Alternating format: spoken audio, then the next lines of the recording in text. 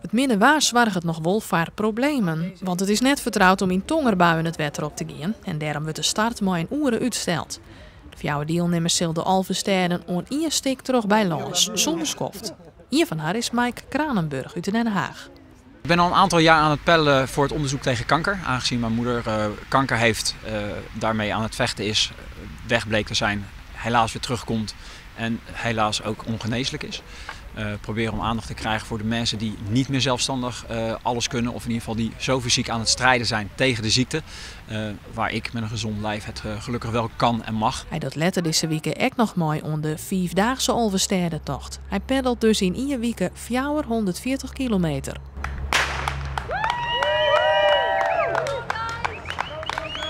De suppers staan tussen de 24 en 28 uur op de planken.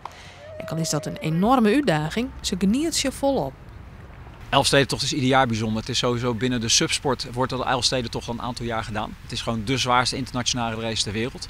Er zijn ook nog steeds gewoon een hele grote subtoppers die de race niet aandurven, omdat het gewoon zo zwaar en zo lange afstand is. In de wereld is het een enorme, het is de snelst groeiende watersport en steeds meer mensen in de douane. En iedereen die een beetje subt, die heeft dit als Zwitserse tocht op agenda staan. Een soort van bucketlist ding is het.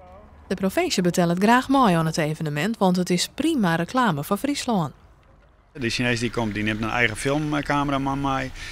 De Starboard-ploeg neemt een eigen cameraploeg mee.